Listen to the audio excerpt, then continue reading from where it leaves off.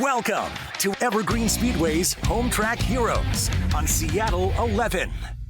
Well, good evening and welcome to Hometrack Heroes here on Seattle 11. Happy to have you in with us for another Sunday night of some entertaining action from Evergreen Speedway. My name is Caleb Hart. Chad Fitzpatrick joining me in the booth. Chad, welcome back. We have got a spectacle for everybody tonight. Yes, we do. Thank you for having me back. Great to be back. It is always awesome to have our late model house driver extraordinaire here with us on Hometrack Heroes, and we're going to throw a lot at you tonight.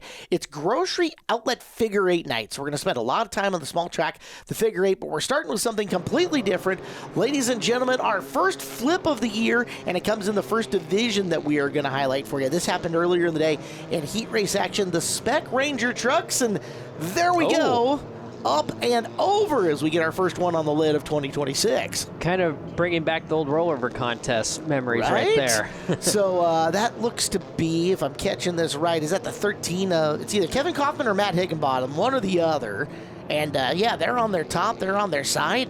Boy, starting things out with a bang. Yeah, exactly. So you could totally see, just had a little oversteer in there, and unfortunately, that looked to be pretty soft landing, actually. They built these Tufts Ford Tough, you know, yes. Trucks Ford Literally. Tough, I should say.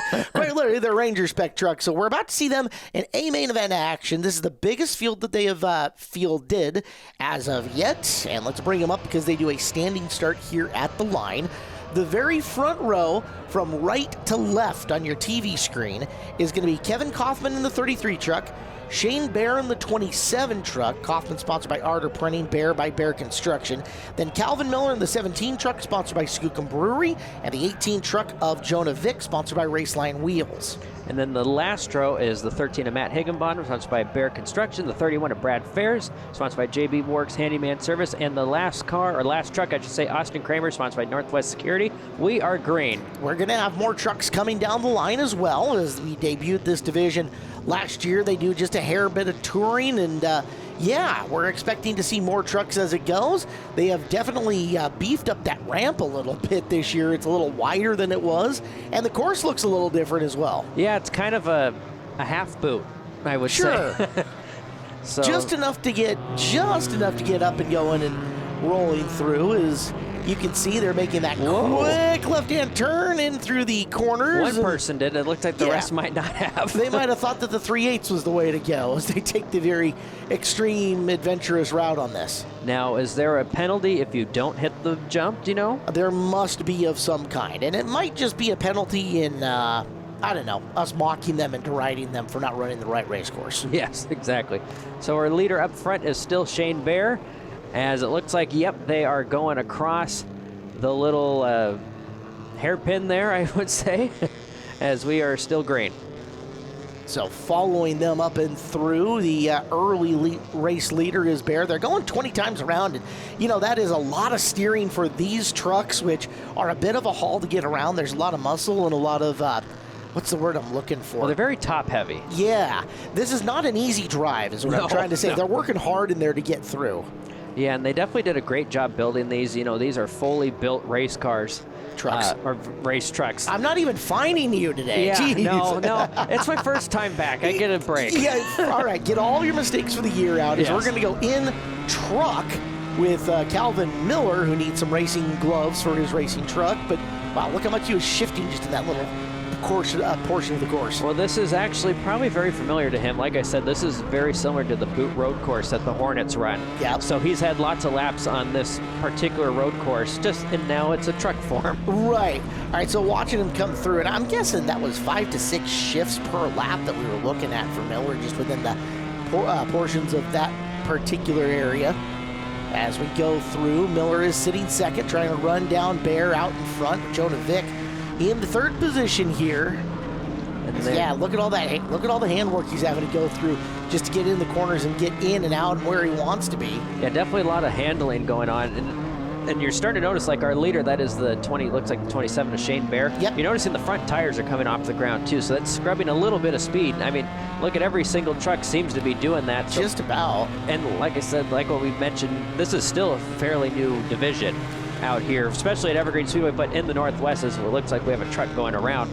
So they're probably still trying to finesse how to get over that jump. If I remember correctly, within the rules package here for the Ranger Spec trucks, is that they're on a stock shock combination. Everybody has the same shock and wheel combo on these, so they're all going to have to navigate it in terms of the ups and downs and the twists and turns of this kind of the same way. Nobody else is able to adjust compression, rebound, etc. from these jumps. Well, that's nice that they do that, but now we have a battle for the lead. Calvin Miller will grab the lead now over Shane Bear, and here comes the number 18 of Jonah Vick as well, so it's a three-truck breakaway for the lead.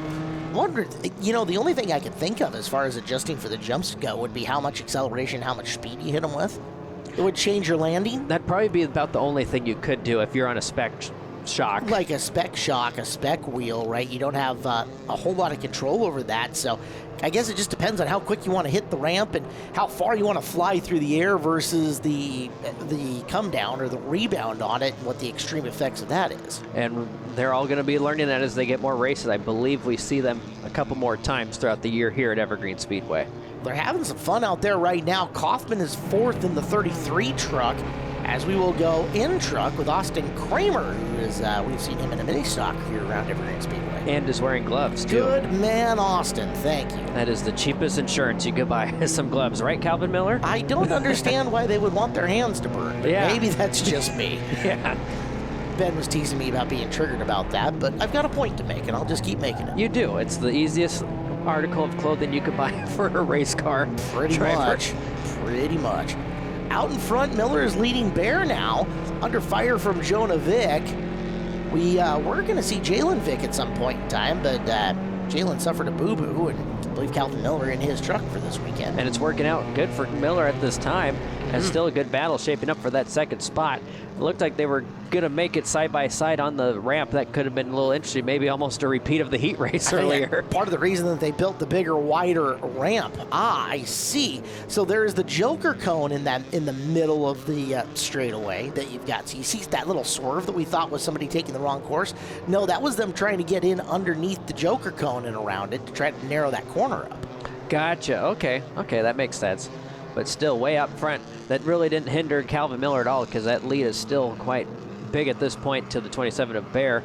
And Vic is now, actually, is Bear the new leader, I believe, now? No, that's Miller. Is it still Miller? Okay. Yeah, he's just way out there. Okay, he's just so far out, he looks like he's is in the on lead. cruise control. Brad Fair is in the 31, who we've also seen with a purple steering wheel. Purple steering wheel on the inside of the green truck. All right, And it's an still no interesting color gloves. choice. We harp on him enough, they'll learn, right? Well, yeah, we got to keep going on Allegedly, it. we'll keep going. Yeah. He does have the full containment seat, though. If you see, you got the big old right side If they're headrest doing on what that they're guy. doing, I would probably want that too. I would think so. It's just, you're not really making a big right-hand turn, but it limits your visibility to that side, although they have a mirror over there, so gives them a look. When I ran Hornets, I had the same type of mirror. Same setup? Or same setup. Did Oh, you yeah. have the big full contained seat, too? Oh, yeah. And you can still get to the mirror, you can still see well enough? Well enough. The right side didn't go out as far, but it was still full containment. seat. Gotcha. It's one of the things I always hear out of the figure 8 drivers is, we can't have the full contained seat. It limits my ability to see to the right. Like, okay, you can't move your eyes? Yeah. I mean, if It is hard if it goes all the way out. Sure. I mean, And that's a big right side headrest, that's for sure. so Shane Bear is your new leader right now. Calvin right. Miller in second. So when he did that little crossover, he did lose it. So he's going to regain the lead back. Well, he's going to take the Joker cone. Joker cone, so that'll Right. put Shane Bear back to second. So that's what made Calvin Miller lose the lead momentarily. Okay. I'm figuring it out now. I think we both are. It's an interesting rule to make the leader go the long way around and then everybody else can take the Joker cone, I guess. Something like that. One or the About other. every 10 laps, I believe. I will get a hold of the VIX here in the off week and figure out the reasoning and the actuality of the rule. That'll Yeah, work. we'll get their race procedures up. That'll work. 4 to go. These have gone quick, too. That's been the nice thing. Nobody has got on their top. They did in the heat race. They haven't here in the main events as we're going to look from inside the Vic truck. Interesting perspective. That might be a helmet-mounted cam. I think it is because of the amount of with the amount of movement going on. There's some capitulation going on there. Yes, and it's really way up high too. Yes, very much so. Big thanks to Brandy and the Brandy Hood Promotions team for very much always so. rigging those up. Definitely, that whole group gets definitely their steps in on one day of the week. No kidding. Miller, your leader, Bear 2, Vic 3. And now you can see, like, from cockpit how much movement his head is going through when they come down in the front on that jump. Oh yeah, definitely not a smooth transition at all. Clean and clear so far, and I don't know why I just said that, but So far. Did you just jinx us? We're about to find out. We're down to 3 to go, and there's the move. It is Vic looking to the inside, and I think he's got second coming off this corner. Hits the jump, bouncy, bouncy. There, wheel to wheel going into the boot portion. Oh. Close, but nice move by Bear keeping the spot. No, he was being pretty nice there. He could have shoved that truck right in there and made that work. But white flag, one more lap to go for Calvin Miller, as I believe he's doing double duty tonight. All right, it is Miller having to navigate a slower truck out there. He'll hit the ramp. He's got some pads still. Gets by, no problem. But through 3 and 4 here of the 3/8 mile oval, it looks like he's going to pick up the first Spec Ranger truck race of the year. All right, well done for the guy who wins just about anything he drives. It is Calvin Miller taking the W tonight in the Spec Ranger trucks. Bear and Vic hard down to the line, and the ticker says Bear gets Vic, so we'll believe him as it's celebration time and a big time to hit the jump on the back straightaway.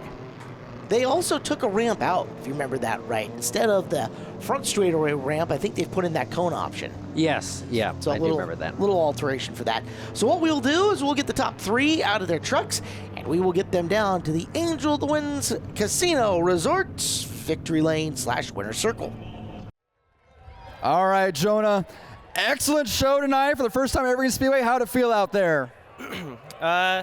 Felt great. The trucks, they're super tough. They love to jump. I think the Joker lane was exciting and kept things interesting. Hopefully the fans enjoyed it. Oh, we enjoyed up there in the booth. That was a heck of a show. 7 trucks. Is there any more on the way? Yeah, we have one more. Garrett Kramer, Austin's brother. He's just about done. I think he's got to finish some wiring. He should be at the next race. All right, sponsors, who gets you out here? I got to thank God first for keeping us safe. I got to thank Vic Brothers Racing. I got to thank Raceline Wheels, my brother Jalen, my dad, my mom, girlfriend Mariana. All right, third place tonight, Jonah Vic. All right, Shane, you had contact in the heat race, missed the body panel, did not affect the ride. How much fun was that? Oh, it was a blast. I had a great time. I told myself before I started I'm just going to go around the track and have fun, and then before long I just wouldn't lift. So we noticed you were playing the long game for the Joker lap. Didn't quite pay off, but still, great battle for second place. How much fun is it running with Jonah Vic? Oh, it's great. Jonah's a great racer. I like racing with him. He's a very, very courteous racer as well. He doesn't take advantage if he doesn't have a good opportunity. All right, sponsors, who gets you out here?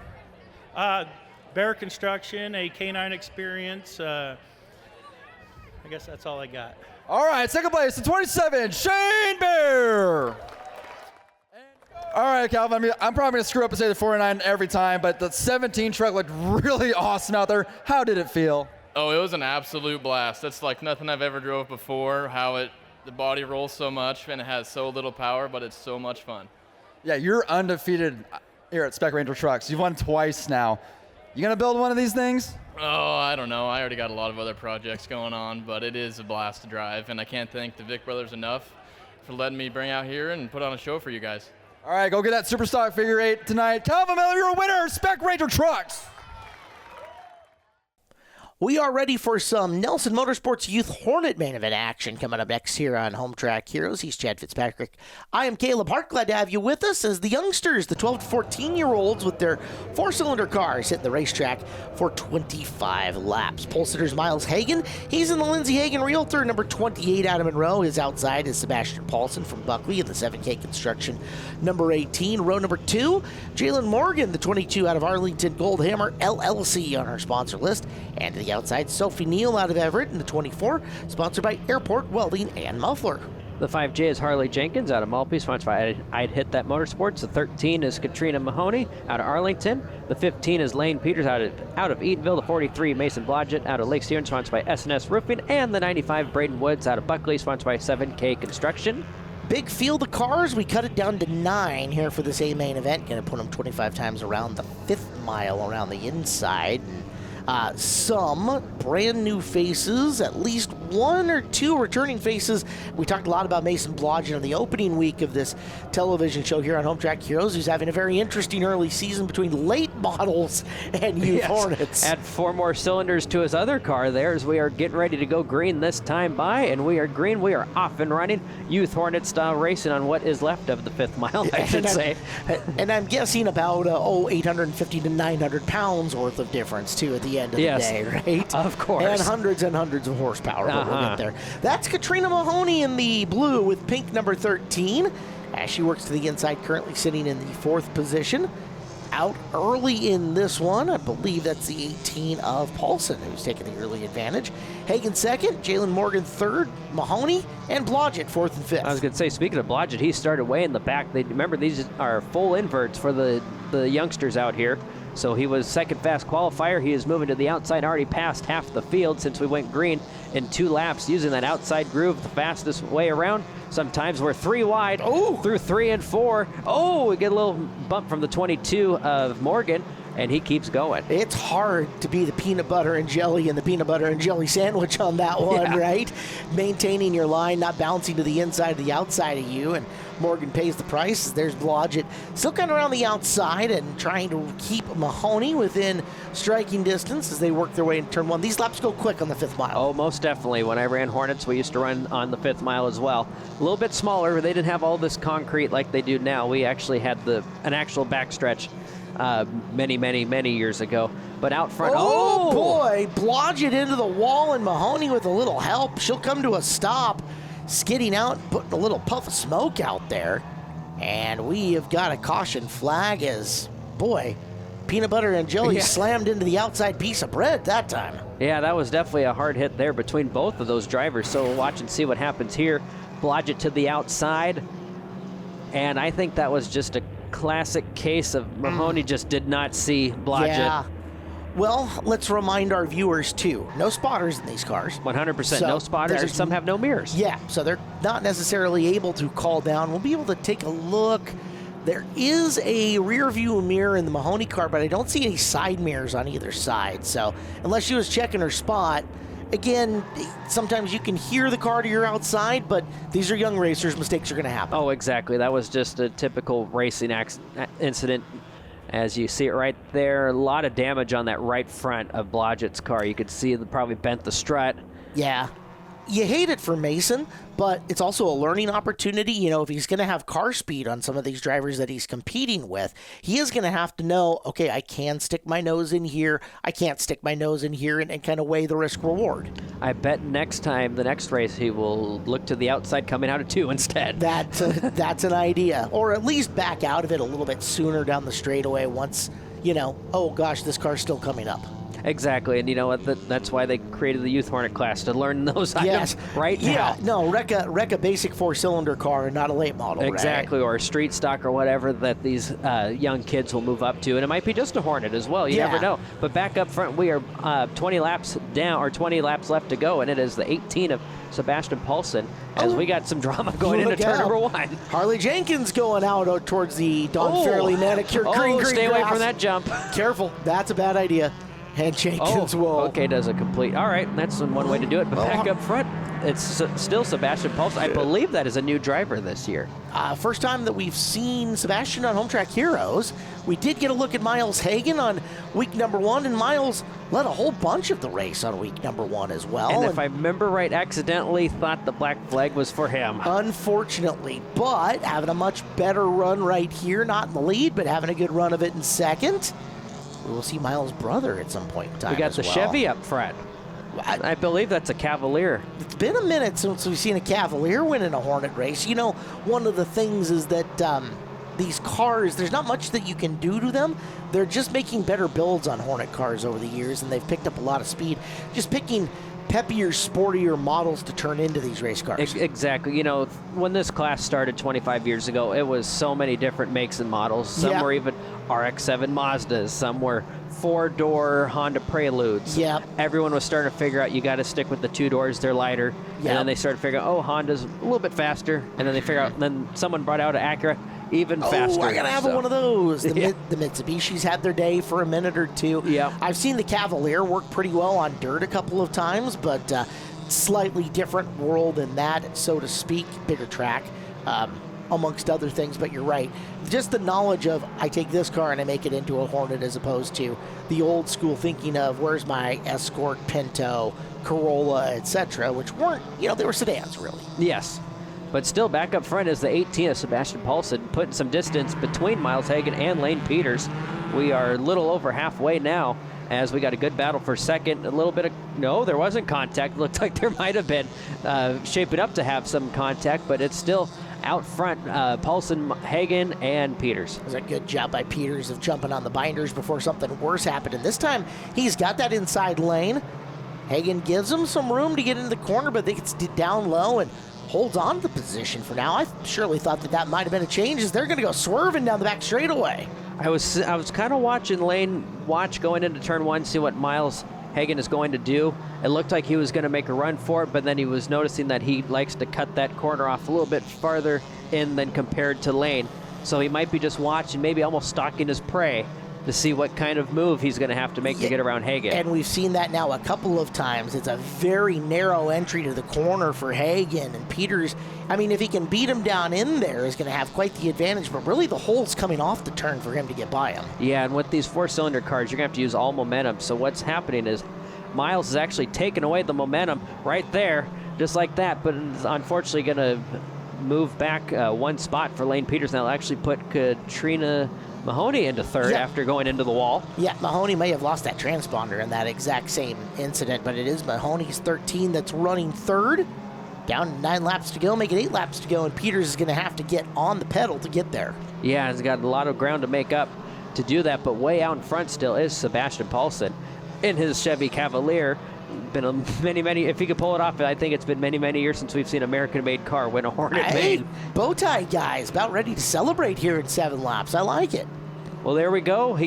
We got a good battle for that podium spot. Couldn't get it for second, but he can now get it for third, get himself onto that podium now, and that was he wasted no time this time. Yeah. I think he learned from the time before how to get around. Yeah, here's where I got to get him. Mahoney has got second. It's Peters in the 15 that is third at the moment, down to 6 to go, and Peters may not be done. He has quickly rolled up to the back of Mahoney. Yeah, there's definitely some speed still showing in that car for Lane Peters. As, like I said, there's no transponder on Mahoney's car, so she is in second as we keep going. Down to 5 laps left. Down the back straightaway, taking a look, and make it 4 to go for Lane Peters, looking for a win here in the Nelson Motorsports Youth Hornets. Nelson Motorsports in Snohomish, offering a full-service sales and repair shop. Great prices on ATVs, quads, go-karts, motocross, bikes, scooters, golf carts, and more. Make Nelson Motorsports your one-stop center for motorized ATV fun. Nelson Motorsports, the proud sponsor of the Evergreen Youth Hornet Division. That last lap there, Peters looked momentarily to the inside of Mahoney there, but just could not get the grip. But wait, you see, while those two are battling now, it looked like we now have a transponder on Mahoney there, but way out in front still is Sebastian Paulson, I believe, searching for his first A-main event win ever. And he has got a lot of pad in which to do. It's very old school Youth Hornet line. Look how far out wide he gets and how diving down in the corner, running a big old circle just like you're intended to do here. As there's the 1 to go, white flag is out for Paulson. Yeah, definitely searching, like I said, for his first main event win ever, as they're still looking to maybe we might see a pass for second or third. We'll watch and see what happens, but through 3 and 4, it'll be a win for Sebastian Paulson there. That's a good finish for him. Imagine if there hadn't been a yellow flag in that one, how far out he could have gotten. Checkered flag out. Nice recovery for Katrina Mahoney. And Lane Peters ends up scoring third. Good job by all of our Nelson Motorsports Youth Hornet. Again, 12 to 14-year-olds really getting their feet wet as far as big track racing goes. And, yeah, they get better every time we see them. Exactly, and this is the cheapest form of racing you could do here, too. So, Funnest, too. Yeah. And going to get out in front of our crowd here is we'll get the top 3 out. We'll either send Ben, or we will send Mr. Hop down to Victory Lane. In fact, Angel of the Winds Casino Resort presents that. All right, Lane. Heck of a battle for second the whole race long. How did the car feel? It felt great. We've been battling it all day. It's just been broken and all. But we found it out at the end of the race. The strut was broken. so we welded it back up into place. Hey, I love you. Well, it got the car running, looked really strong on that. I mean, what more would it have taken to get to first? Ooh. Drive it harder, get in faster. All right, fair enough. Sponsors, who gets you out here?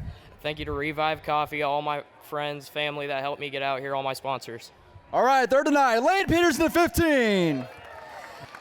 I think you've got some race fans, girl. You got in the wall and still drove it the second. What was that like? I don't even know. One second, Mason was on the side of me, and the next, I was in the wall.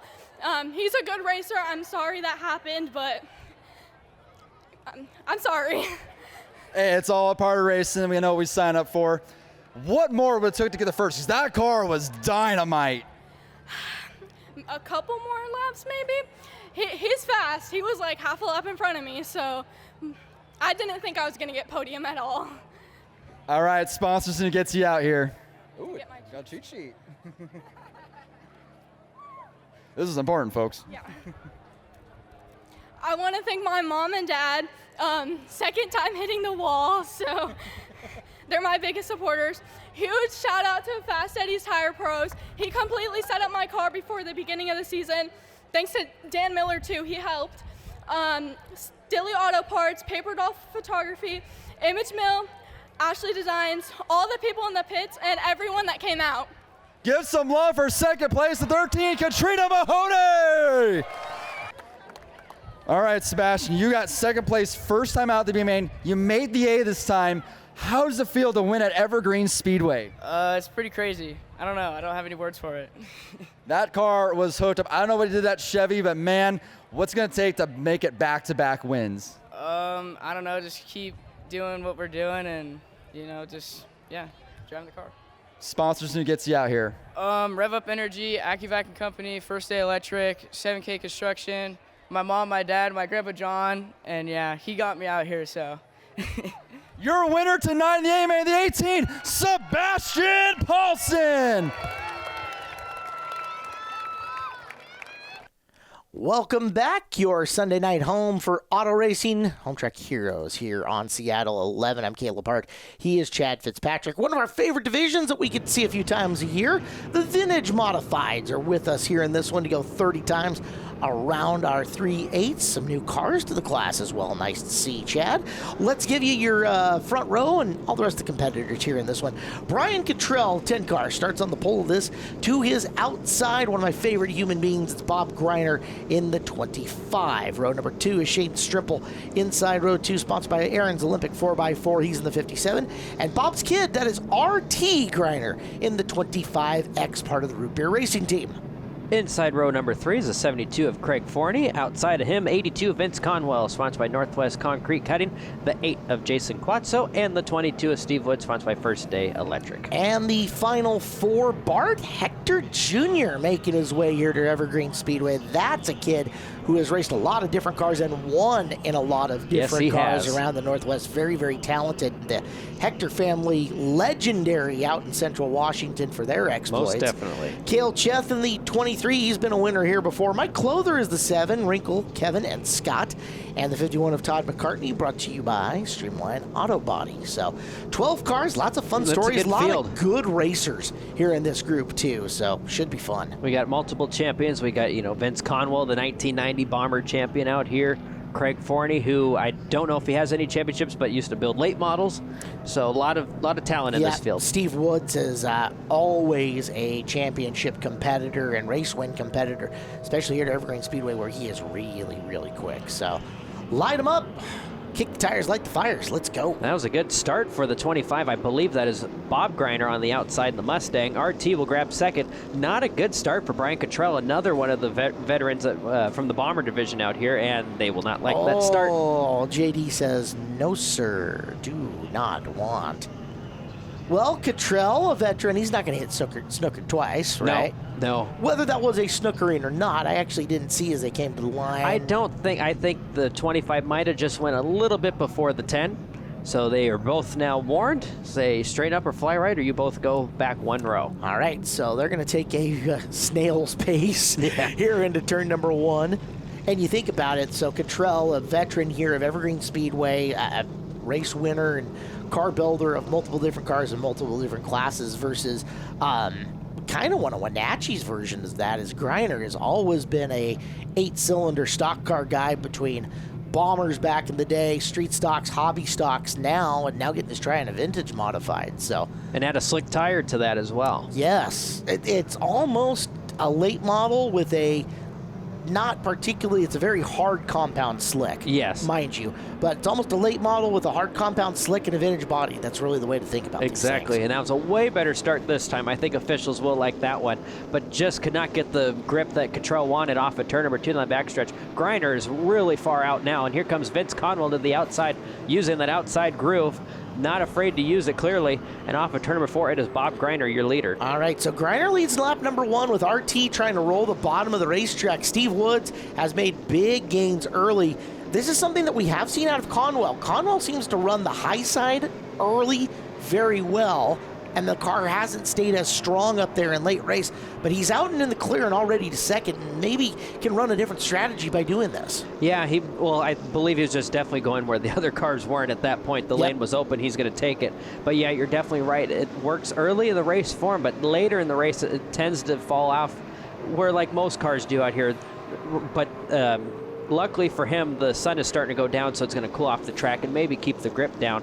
But unfortunately, he opened up the door for Steve Woods, but fortunate for him, as they're side-by-side for that second spot as they go into 3. That is one of the different things. We usually see Vintage Mods as the first car on the program, or we see them on like a Sunday afternoon during the fair kind of show. This is a vastly cooler track situation than what they're used to. Just like that, Steve Woods has caught Bob Greiner, so the battle's going to be out in front on this one between Woods and Greiner for the lead. And we slowly start to see Hector move his way through the field as well. I believe he started 10th, and it looks like he is cracking into the top 5, or has cracked into the top 5. So a lot of heavy hitters moving through the field fast in only a very short 5 laps. And now Bob Greiner with his hands full now. Woods looked to the outside momentarily, could not make it work, but he moves down low, and a little contact there. Boy. But Greiner will keep the lead. Bob driving a good race out front. Woods really stuck the nose in, but nothing was there for him. It's going to give Bob some pad for a minute or two. As down the back straightaway, Conwell up in there. Here comes Cale Cheth at the 23. Cheth has done a good job moving it up his way through, and he's trying to bring the 68 of Bart Hector Jr. with him. Yeah, the 1 and 2 finishers, Cale Cheth and Bart Hector Jr. Actually, it was Bart Hector Sr. that finished second at the Apple Cup a couple weeks ago. They're moving there through the pack now, and here comes Steve Woods to the inside for that lead now. Open up the door, and here comes Cheth as well, looking to gain. It was a great recovery by Steve there as, he was a car length and a half back and made that up in a hurry. As Greiner gets way wide coming through the turn, that's going to cost him a couple of spots. Hector gets underneath and takes away 3rd. I think one of the reasons why Greiner may have gone up really, really high is this is a very unique track. A lot of these guys do not run the 3/8 that often. There is no banking going into turn 1. So if you throw that car in really hard, the car's just going to want to go up. It's going to skate. It's going to skate, where like if you do it at Wenatchee or even Tri-Cities, it might hold a little more because there is banking. On top of that, there is still a little bit of sticky left. There's not much, but a little bit of sticky left in Wenatchee's outside groove. Yes. You know, that pavement is only 27 years old at this point in time, as opposed to the 3/8 here, where the outside groove has not seen new pavement in a little bit longer. Yeah. So out of turn number 4 there down the front stretch, here comes Bart Hector Jr. now. He's looking to grab second from Cale Cheth there, side by side. Still trying to figure out what kind of body is on the 68 car. Very cool looking, though. I don't care. It looks good, right? I think I was a Monza, maybe? Ooh, old touring car. Yeah. Those are neat. Don't quote me on that. No, non-quotable. You're good.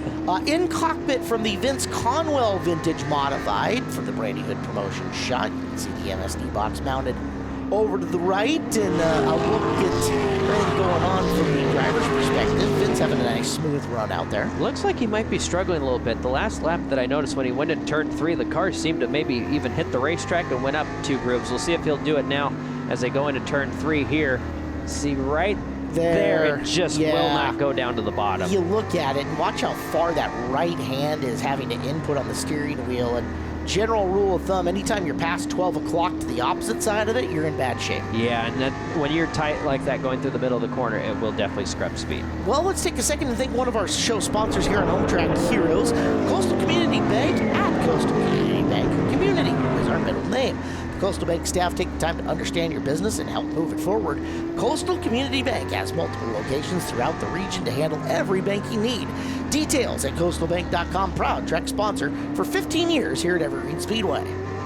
As we continue to ride along with Vince Conwell, it's just looking like as you go into turn 1, right there, the car just wants to keep going straight. You see how hard he's got that wheel cranked, like you mentioned a couple laps ago, and it seems to be getting worse and worse as we go on. And even here, where you've got two distinctly different corners, tight is going to be tight. You're going to fight that in both turns.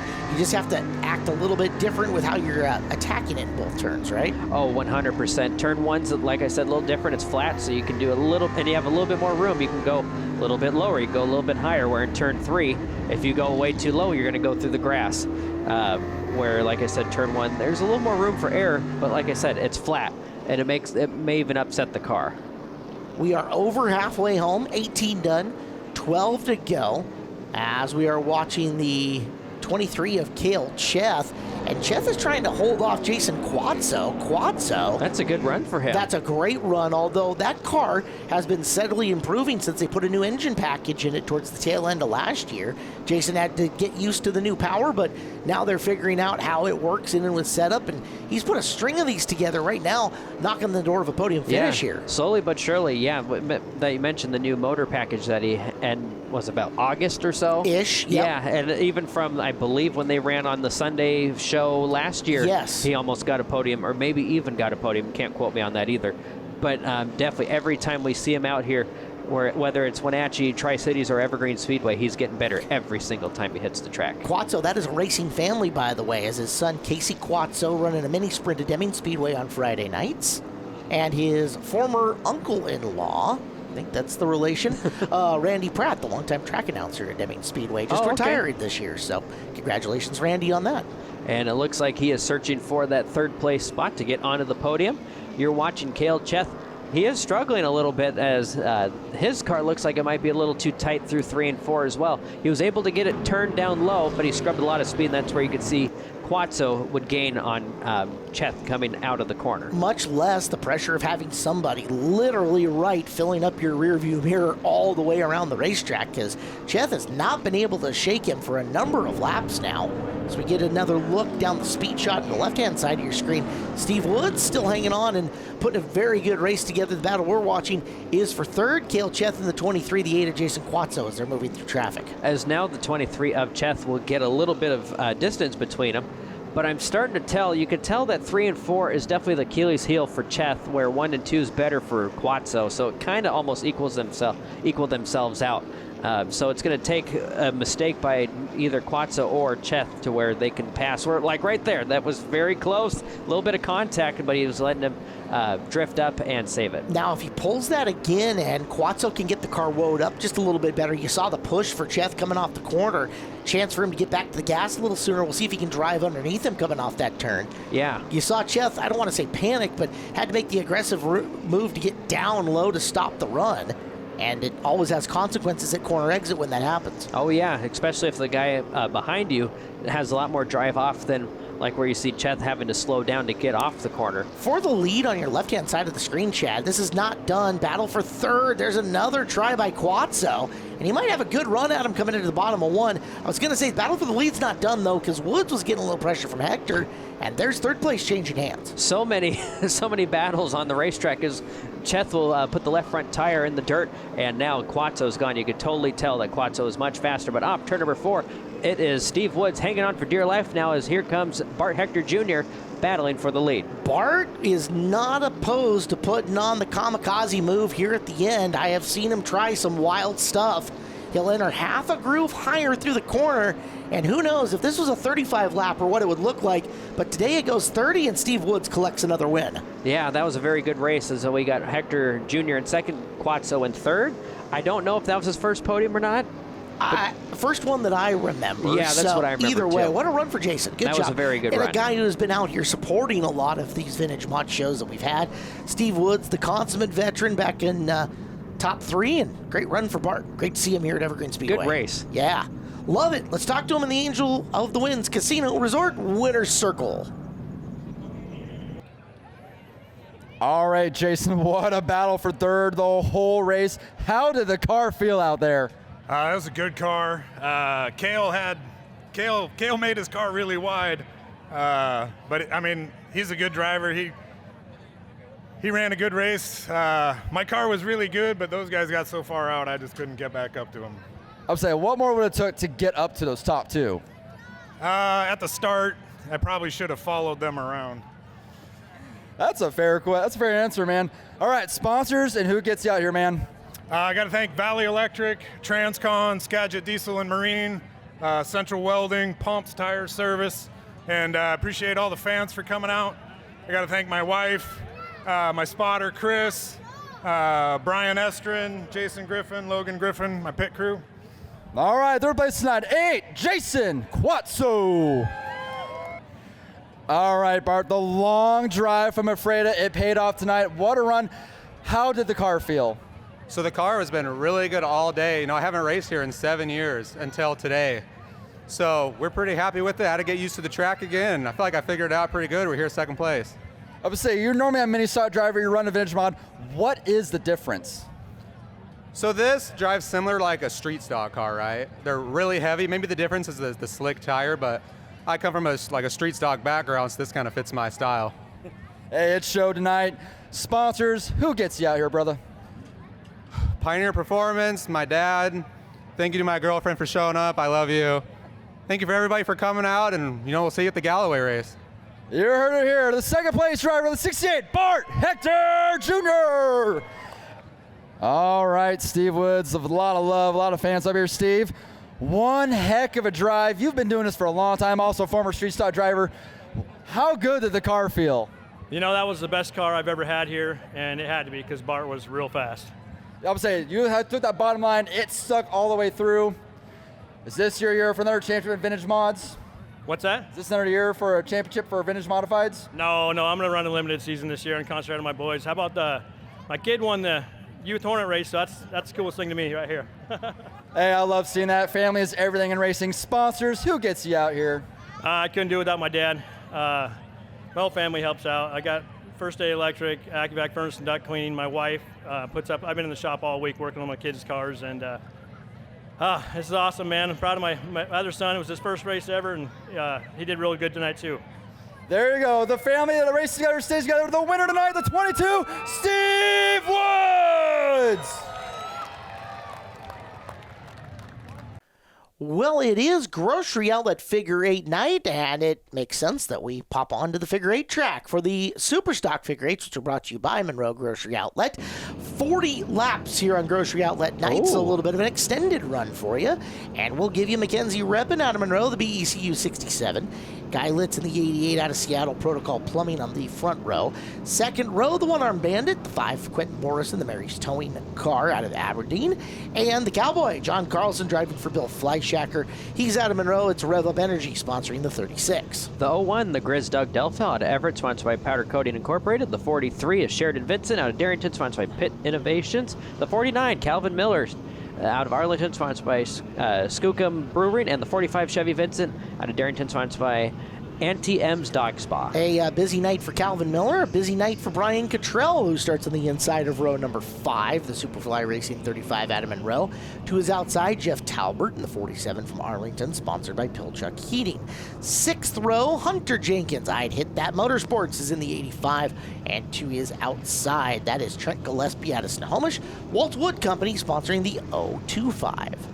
7th row inside, the number 63, Robert Big Bird Weldon out of Arlington, sponsored by All Ply Roofing LLC. The 8 of Jacob Funk out of Mill Creek, sponsored by Misfit Motorsports. And rounding out our field, the 76S of Chris Southard out of Everett, sponsored by Seattle Trailer Rentals. And the 78 of Jeff Anderson out of Snohomish, sponsored by Baymaster Garage.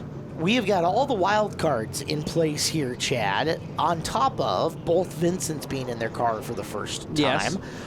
You have got all of the boy, intersection what intersection, guys, in the form of like your Jenkinses and Weldons and Funk. Gillespie has very little fear. That's a Steve Peters car. Yes. So that's an adventure. Plus, a lot of talent up in the very front of the field. So you know McKenzie and Borison and Carlson and Litz are going to be into that intersection, and it's going to be hot early. Well, we have 80 times to get through the intersection here. So if we're going to go green right now, it's Dietz and Litz as we're going green. And that's 80 times for each individual car getting through there. Hoo-ah! Litz is going to lead through the south pole or the right-hand set of corners, and then here into the left-hand set of corners or the north pole if you prefer. It is Litz, Carlson, and Mackenzie Dietz. 1, 2, and 3. Mackenzie repping now, sorry. Yes. 1, 2, and 3. That's going to be a tough habit to break. We get all year to figure that out. His top 3 are all former champions as well. But it is Litz, the 2000 Extreme Contact Figure 8 champion, leading the way over the 36 multi-time champion. John Carlson, of course, our defending winner is the 67 of Mackenzie Reppin. All right, through the corners they go. Look out, one around already. And that was non-intersection based, although it might have been Southern checking out for the intersection and getting spun there. So, all right, well, there could be worse. We're 2 laps down and 1 spin out, no cautions. Yeah, he's out of the way, so we will stay green, but you're starting to notice the field is slowly starting, just like that. Is starting to go through the intersection as he is going to take a very smart maneuver and not try to go through it. And at the same time, like fully checking up like that, he's lost an entire lap. Yep. Right? Like, that is a death knell to you've got to at least keep the momentum rolling to a point. And there's one car that I noticed that is dead on left field, and that's the 63 of Weldon, way out in center field there, or north field there. So that is one less car that they will have to worry about, Mr. I don't stop at the intersection for anybody. One of those guys that never checks up, so one wild card keep doing out. it. We love it. We love it. Yeah, please. No, that's part of the fun of the figure 8 racing is you just have to time it and be ready for it. There is the gloveless Gillespie in the 025, as watching him put what I think is his 3rd set of laps together in Superstock Figure 8A main. I thought he got one late in the year last year. I think this is his second attempt. Okay, second attempt. Number 2, one or the other. Whoa, a little bit Careful. traffic. That was the 85 of Hunter Jenkins. That's actually his dad's old figure 8 car from back in the day. Resurrecting it. Yeah, so that's pretty cool. We got Cottrell now almost getting hit in the intersection by Guy Litz as well. Guy doesn't tend to stop if he needs to as well. Wow. So this will be interesting. Look at the steering wheel input on the Gillespie car, right? Just watch how much he is having to work that wheel. Even center corner off, he is, learning the figure 8 game, but they've got to make some adjustments on the handling for him still. You are going to kill those rear tires if he keeps driving like that, especially going through.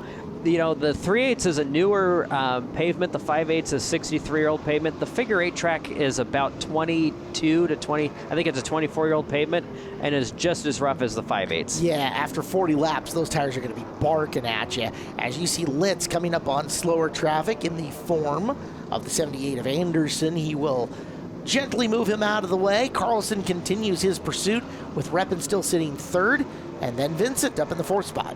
But a great job by Litz as he is still hanging on to the lead over the Cowboy John Carlson. Quentin Borison. And you wonder how Stinger 8s are born, and that's how. And that radiator on the 78 is definitely gone. You can see all the fluid on the track. As monster trucks, I believe, are in August, not right now. You'll see them in fair season. Yeah. Wow. Okay, so Anderson and Borison will bring out our first caution here of this one, and our Seattle 11 crew got it first from the in-car video from Brandy and her team. So we'll watch and see how this all went down. It looked like Anderson just got loose, and Borison had nowhere to go. Vincent might have given him a little love tap, too, at the same time, very well. right? We'll see how this, on Borison's point of view. Ooh. Yeah. Not enough to see, but definitely enough to... All the gyro steering in the world on that 5 car is not going to get it out of that one. No. So we'll see how this works out for him. And that was all him. Yeah.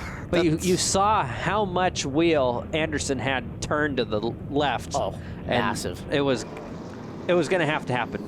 Laws of physics. And Anderson might have just learned a very valuable lesson about racing with his hood on, right? Yeah. Because that tire doesn't get down into that radiator compartment and knock stuff off. If he does so.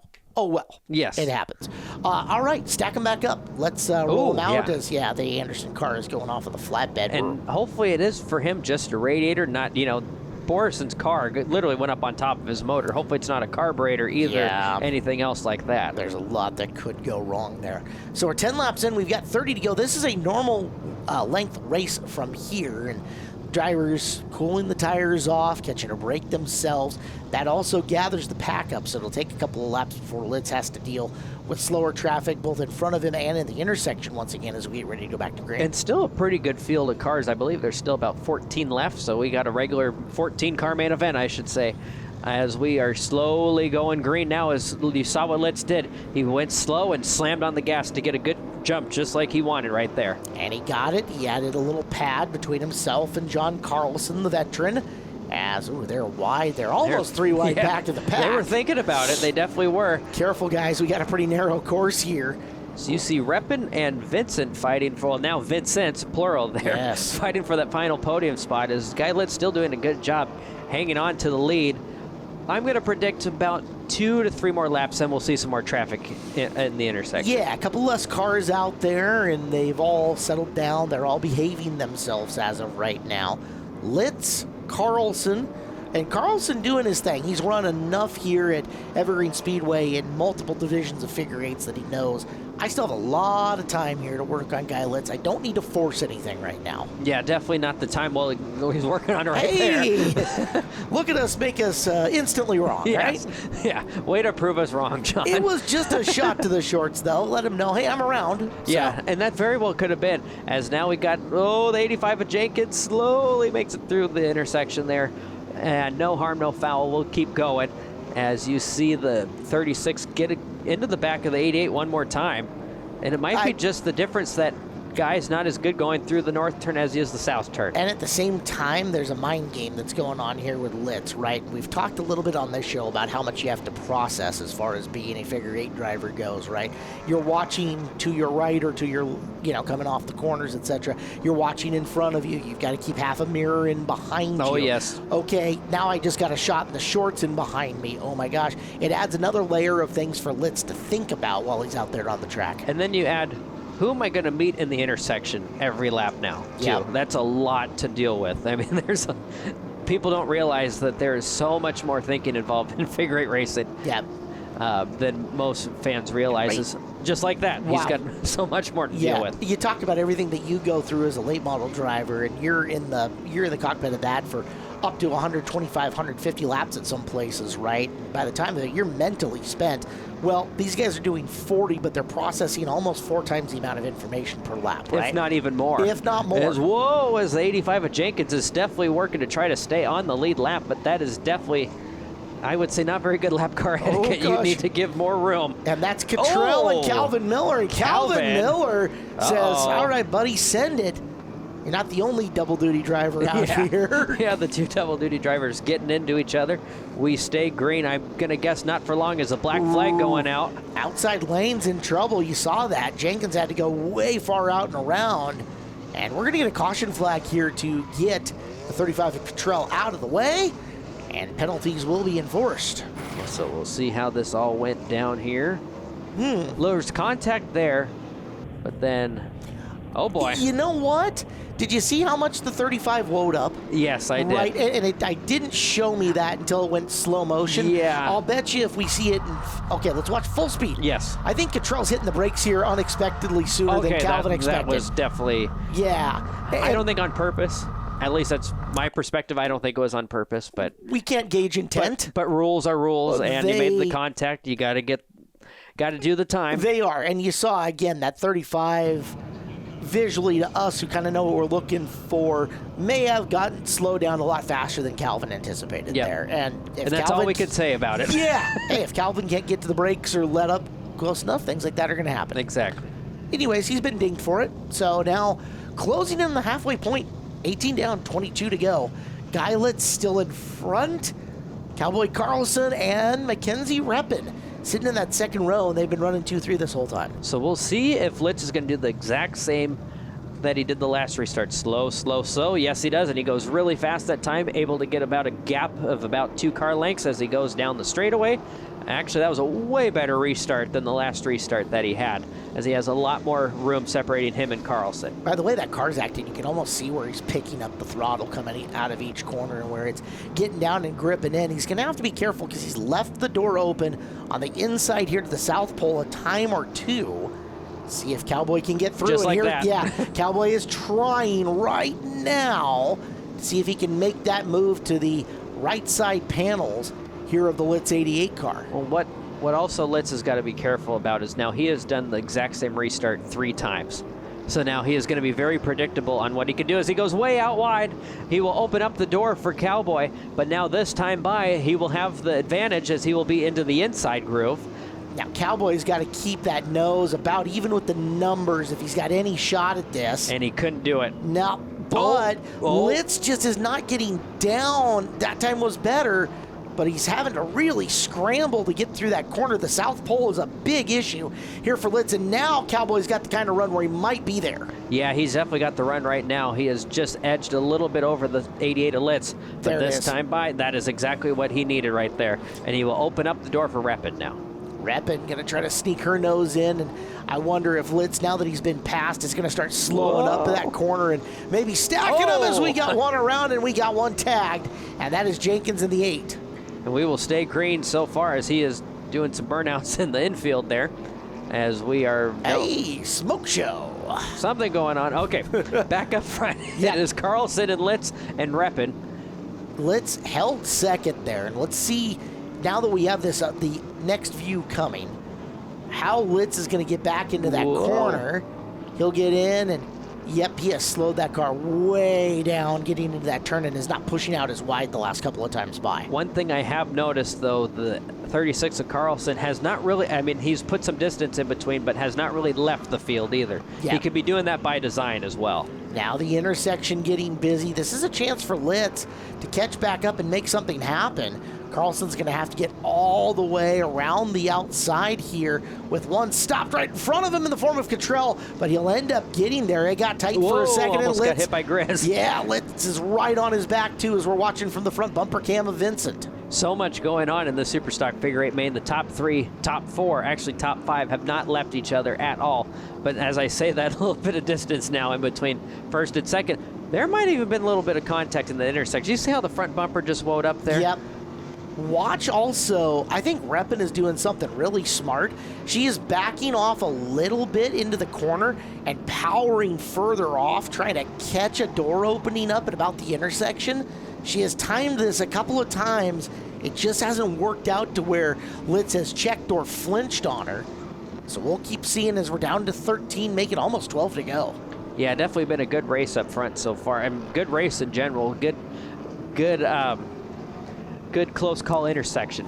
So here we are with 12 to go. Monroe Grocery Outlet, your locally owned neighborhood grocery store, offering name brand products, fresh produce, organics, wine, and more at 40 to 70% less than traditional grocery stores. See Terry and Linda at the Monroe Grocery Outlet. Monroe Grocery Outlet, the proud sponsor of this NASCAR Superstock Figure 8 division that has had a great main event so far. Definitely heating up now as we are down to almost 10 laps to go this time by, as the field's slowly starting to drift apart. And we all know when figure 8s start drifting apart, we're going to see even more traffic in the intersection. That's right. Your mid-packers end up having to cross the slower guys out in front of the leaders. It is all chaotic all the time as they continue around. It's a vicious cycle for the racers, but it's great for the fans. Yes. 85 of Jenkins trying to hang on. Pushes wide. I called Funk Jenkins a couple of times. My apologies, Jacob. I should know better. I'm waiting for the Captain Chaos shirt from him. As Litz makes his way by Jenkins as well.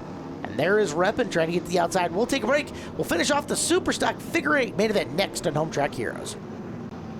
Back to action here in the Monroe Grocery Outlet Superstock Figure 8's Monroe Grocery Outlet Figure 8 night here at the track. And you are watching Guy Litz in second in the 88 being hunted by Mackenzie Repin. Look out, Trent Gillespie around, and a big old smoke show to go with it. That was pretty impressive to stay off the tire like that. It was. They're both hunting Cowboy Carlson, who is 3 car lengths ahead. You can see him in the black and white 36 owned by Bill Fleischacker here. as they continue to work around Quentin Borison, also trying to rally his way up the field. But we're down to just 6 laps left, Chad. Good race. It has been a very, very good race from the start, as we got more intersection traffic as we having watching the Grizz, who has been racing since the 13 original colonies formed. Yeah, no kidding. We're not saying he's old, but him and Moses, they were tight. Yes, yes, they were. As back up front, as that was close for Reppin, as that could have been very bad for both of them. As you're starting to see, that did cost Reppin a lot of track position right there. Yeah. As now she is hanging on for dear life for that final podium spot. And you can see it now. She almost just dirt tracked that car around the South Pole to keep it in line enough to where Vincent couldn't get by. That is from the back bumper cam. Love that view. So much fun to see that and see how the other cars come off, transfer weight, and get through in that. Yeah, she got a big break there as Vincent had to check up. And that's what I like about figure eight racing. You could be right there next to a person, get into some traffic. It could hinder you or it could definitely help you. That time it helped her. Any guesses what that is flying in front of the camera on the front bumper cam? I'm guessing maybe a piece of tape. Zip tie? Maybe even a zip tie too. Who knows? Yeah. It's not safe. Mackenzie, when you watch this episode, just let me know. Yes. Let me know what it was. I'm curious. Well, we're down to 2 left, and it's actually down to just 3 intersection passes for Cowboy Carlson. There's one of them. He's down to 2, as he'll take the white flag this time around. Him and the Bill Fleischacker combination have been really, really good. They most definitely have since they teamed up. I believe that was a couple years ago now. Yep. Won a lot of races, got a lot of fast times, a lot of those Top Banana awards. But through the intersection for the final time, he is clean and clear. Through 3 and 4, he is going to be your main event winner on Monroe Groeschel at Figure 8 night, as it will be Guy Litz second, Reppin third, and both Vincent's fourth and fifth. That was one fantastic race there. Yeah, tight packed it behind him. Glad we gave him 40 laps tonight, because Yes. that gave us a lot to watch and pretty good time, and we're going to get some fun as Cowboy knows how to celebrate down in Victory Oh, yes, Lane. he does. Yeah, he will put on a show. Whether or not we get video footage of that show is up for grabs, but today he's it's even more reason why to come out live. That's right. That's right. It's fun to watch here on TV, but you should be here at Evergreen Speedway in person to see the Cowboy Carlson celebration. We'll talk to him, the Angel of the Winds Casino Winner's Circle. Well, that was quite something. 40 laps, 16 cars, just a war of attrition out there. End up on the podium. You had a Sheridan and Chevy kind of staring you down there kind of towards the end a little bit. So just walk me through those last 10 laps as you guys were clicking them off. Oh man, the last 10 laps were pretty rough, and I got to give it to Sheridan and say thank you, because the car was a handful. Knocked out the toe by trying to let John know that I was there, and she was pushing really, really bad, but we were just trying to hold on. I saw him there, and I knew that I needed to try to get him coming off the corner in the intersection to try and close the hole, but I just a lot of respect for those guys, and that was a fun race. And who helps you get that car out here every week? My crew, we had issues. We couldn't even get the car started before the heat race and had to get pushed to get out here. So my husband, I have to give a huge shout out to Big Bird Robert Weldon for giving us an alternator to be able to finish and get out here because the battery was having some issues. So without his help, I don't know if we would have lasted the 40 laps. So big, huge thank you to him. My husband, my mom, my dad, my crew. I mean, without them, I would not be up here as often as we are. BECU, Buzzin' Steakhouse, Ghostum, Cam's, Reppin' Welding and Rail, Pedal Down Bike Shop, and Two Girls Gift Shop, Joe's Speed Shop, Race Kells, and Brandy Hood Promotion. But this one goes to my Uncle Pat, who recently passed away. And before he passed away, he helped us get out here and sponsored us some tires and told us to go and win another championship. So that's what we're going to go and try and do. Mackenzie Reppin brings it home in third place tonight, driver of the 67.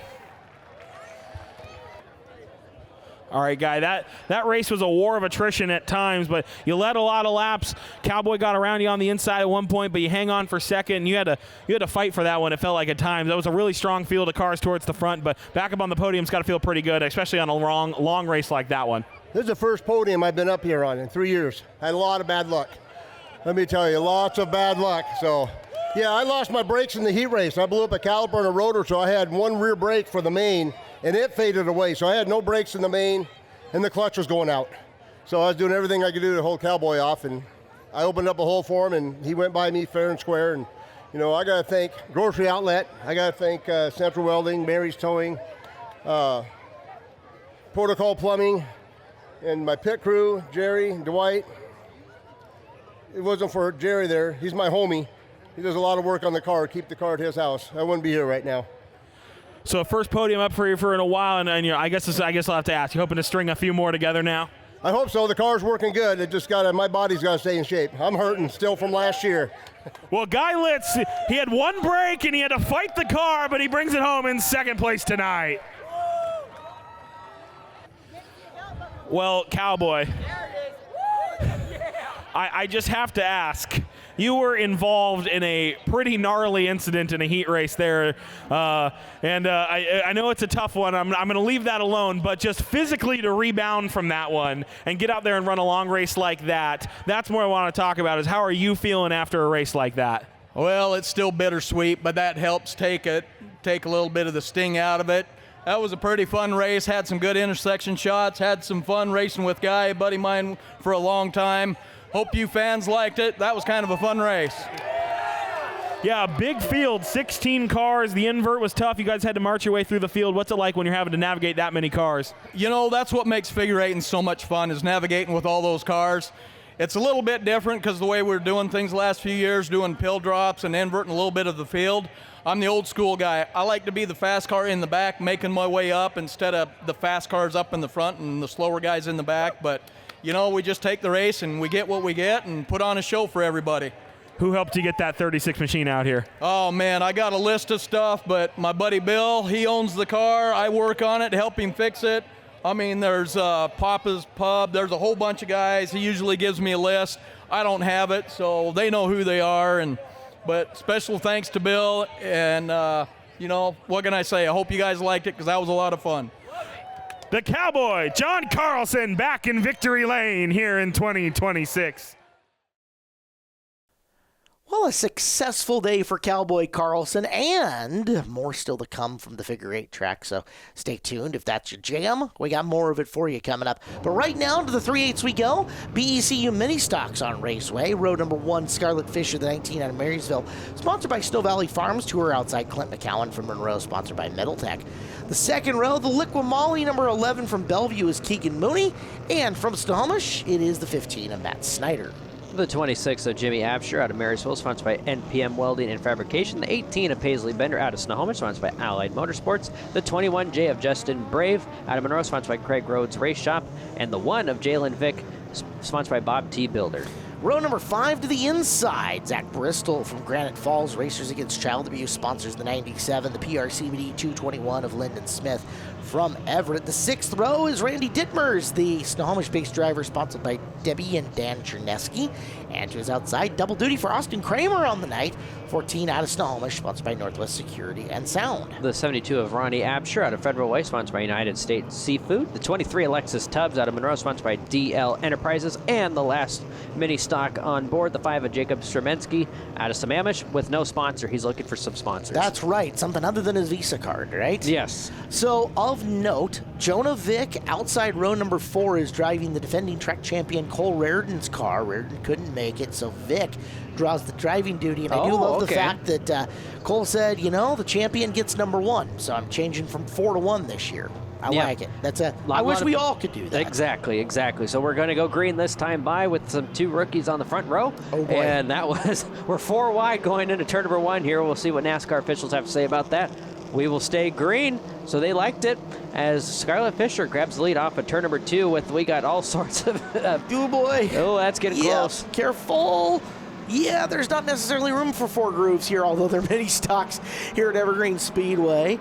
Paisley Bender was the one that was strung up way in the high expensive liquor section. As look out, there goes Clint McCowan's 29 around. He'll go around everyone looking to dodge, and they will do so. So that's a good thing there. We are going yellow. I believe we did get 1 lap in. Okay. So it's not official, but we do have 1 lap. Hey, it's 1 down. Yeah. 30 laps your total distance.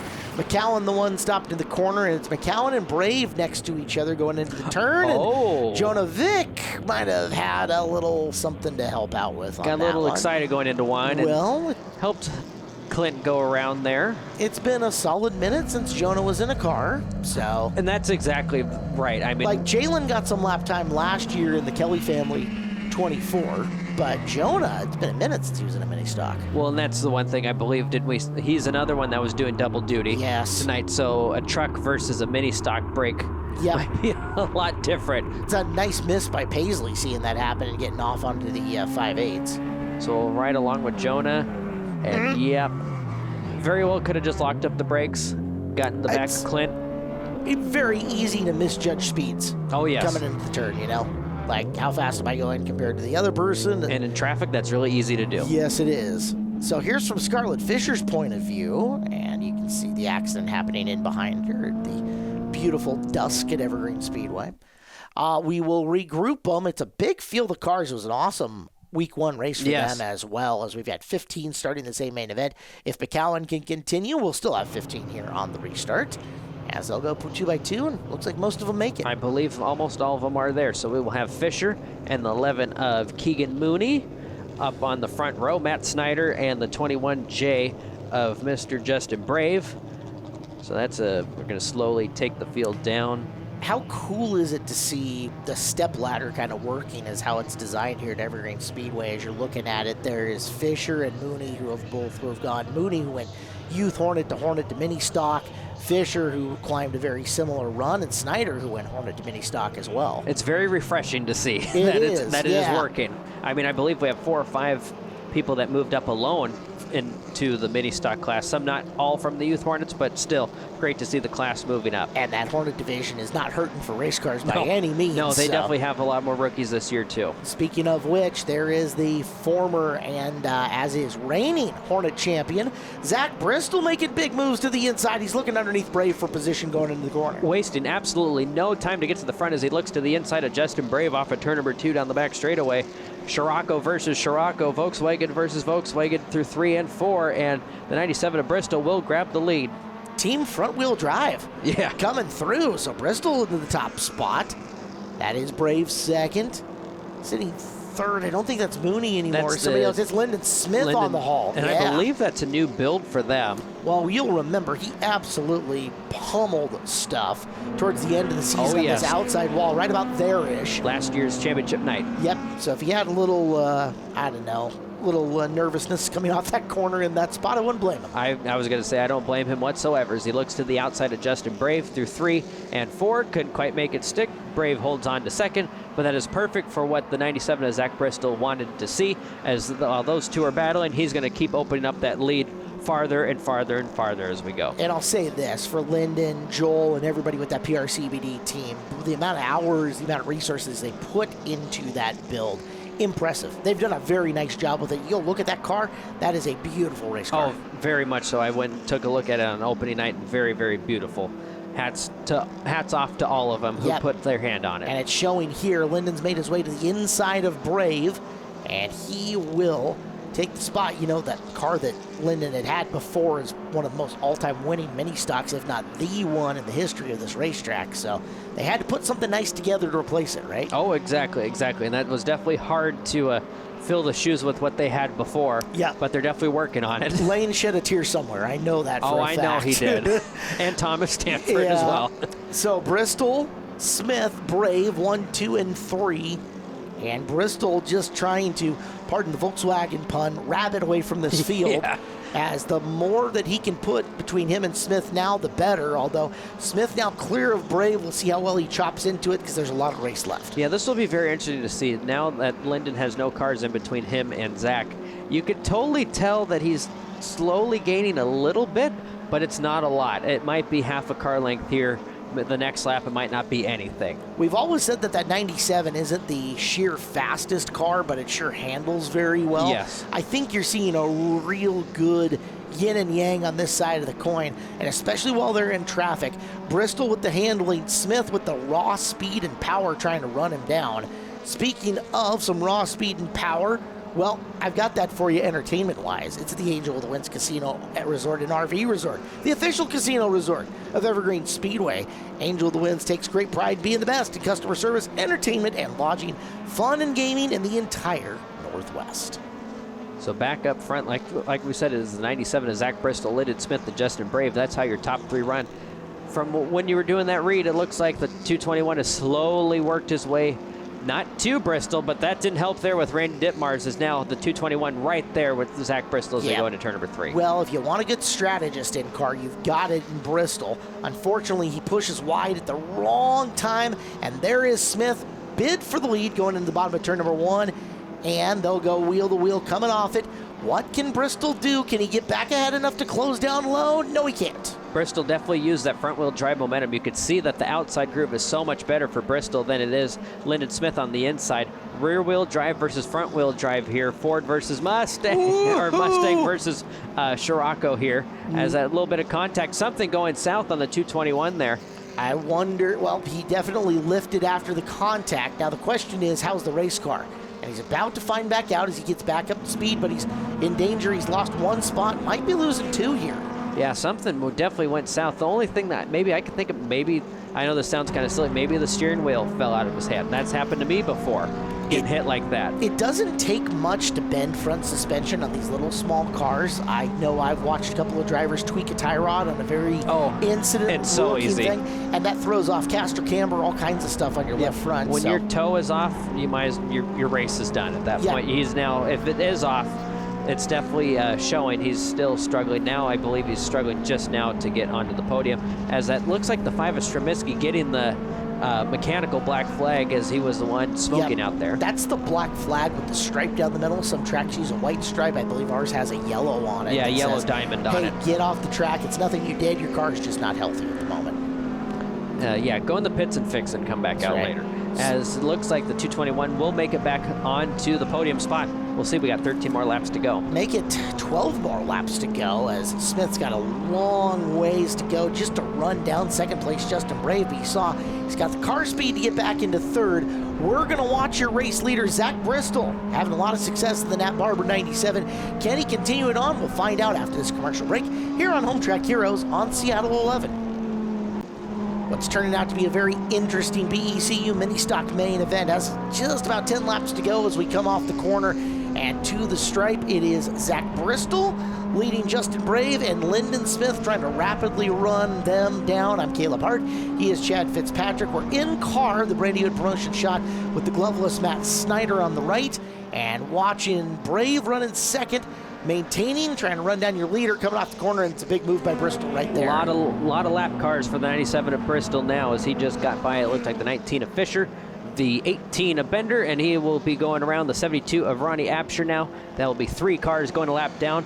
1 lap earlier was the 21 of Brave trying to get around the 14 of Kramer, and that almost ended in disaster down the straightaway. That's a mini stock, or is that a late model? I don't know. World? A mini late model. It looks very late model-esque. Now, I believe in the rules, that car has to weigh, I believe, 50 pounds more with that body on. And with a 4-cylinder underneath, yeah, probably, for what you're gaining in aero. I would put a stock nose on it. I probably would, yeah. Stock car. Justin Brave trying to cut through this traffic as well, and you can just see Smith coming into the picture trying to get to him. He is hustling. I think whatever may have been, quote, wrong with that car may have just been knocked out of rhythm for a second. Who knows? Because he's got some speed again. He's got speed, not the same speed that he had before. So I'm a firm believer that something is probably bent in the front end, tie rod, something. But he's figuring it out. Exactly, because he is slowly working his way back to the 21J of Brave. The lap cars are helping a little bit as well, but the lap cars are definitely helping the 97 of Bristol put the 23 of Lexus Tubbs down, lap to 61 of Randy Ditmars down a lap, so that's even more cars between the leader and second place. If you were going to say, what does a Zach Bristol win look like, I would say this is almost textbook, right? Get out, control pace, and put lap cars in between you. And he's doing a great job doing Zach Bristol things as the battle for second is on. Brave and Smith for the 2 spot with 4 to go. So that's going to be looking maybe to go in 3 wide, but Brave had to go way up high to get around Ditmars. That will open up the door for Smith, as they're now 3 wide again through 3 and 4. Shoots the gap. Nice move, Smith. And Smith definitely used that lap car as a pick. He will move back into second, but he's got a lot of ground to make up. Notice on the right-hand side on Lyndon Smith, you can't even see Zach Bristol. I mean, he is so far gone. Maybe now you can see him. A full straightaway lead with only 2.5 laps to go. Well, let's see if he can run him down. Even when he got to Bristol before, getting around him was a whole nother question, and that's a lot of distance, as you see on the speed cam facing down the straightaway on the left-hand side. Yeah, so it's going to be really, really hard. There's something drastic's going to happen to have Lyndon catch up to the 97 at Bristol. But off turn number 4, white flag, 1 more lap to go. Bristol is looking like he might be able to pull off 2 in a row here. That's all right. Hat shake to Lyndon Smith, but once again, Zach Bristol's world, and we're living in it. The former NASCAR regional champion is going to pick off his second. Congrats to him and Nat, as he will take the win here, 2 in a row for Zach Bristol. 2 in a row, that's definitely going to help with his current points lead as well. Lyndon Smith second, Justin Brave third. I believe that was the same for the podium the week before, I think just in a couple different positions there. But definitely a good mini stock race in general. 15 cars start. I believe we finished with 12, so not too bad there.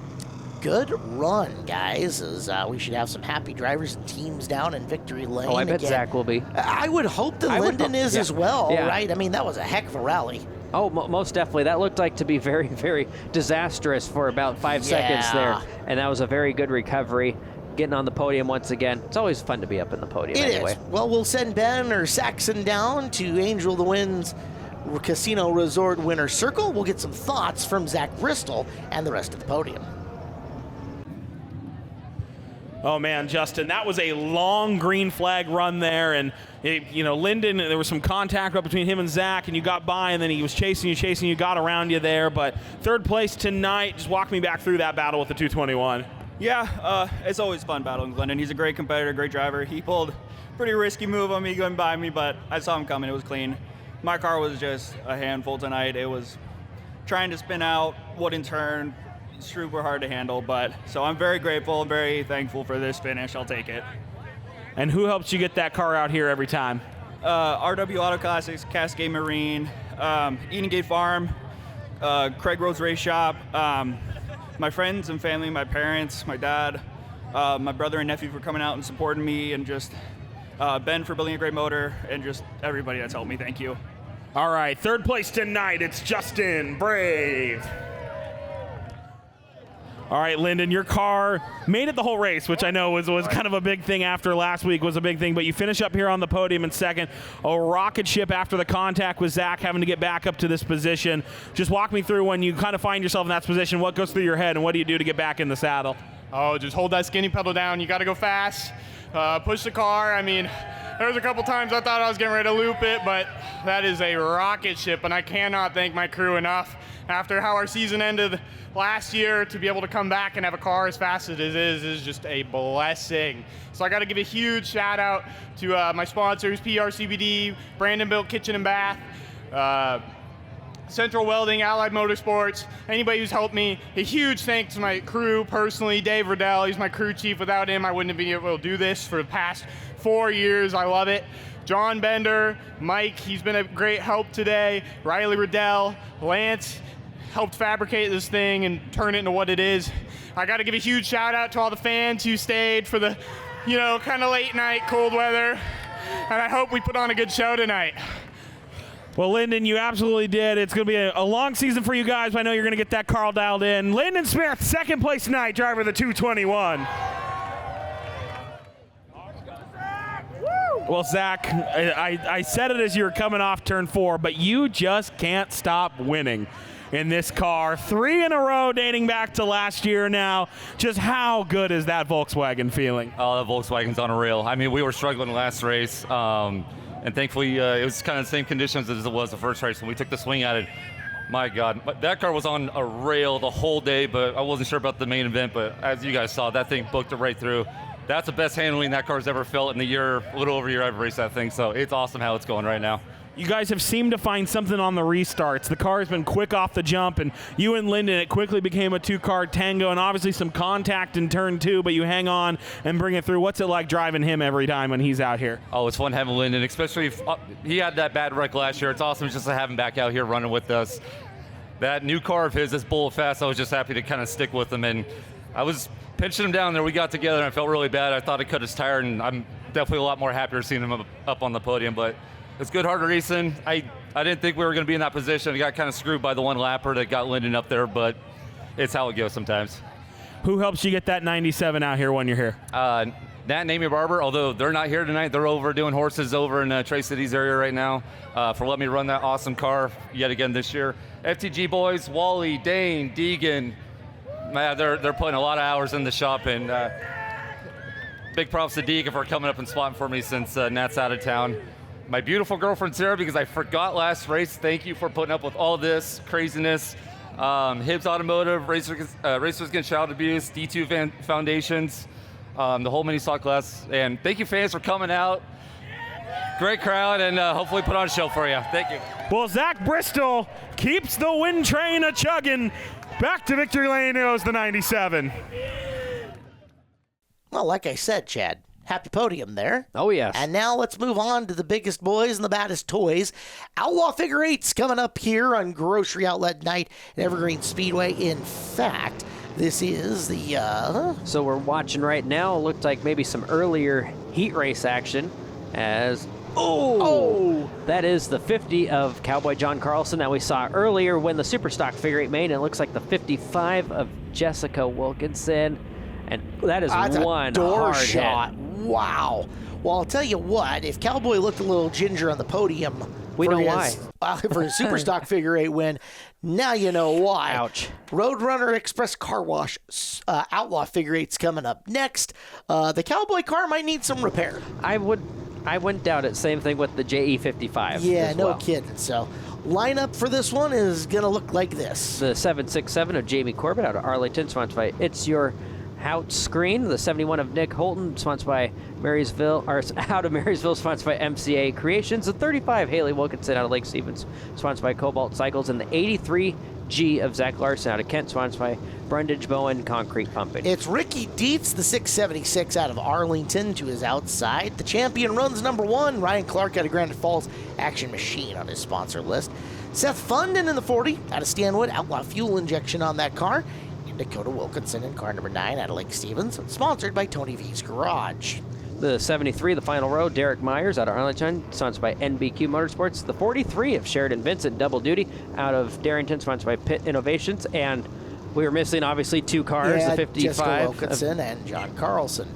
Well, it would have been a pretty healthy field. Unfortunately, a little attrition gets it through the heat races. That happens every now and then. That happens in big-time motorsports, right? Exactly. You know, a lot of times you use it for points, and sometimes for heat races, sometimes you use it for practice. As such, we were going to give them 40 laps to begin the night with. We'll give them 40 again. Why not? Exactly. Yeah.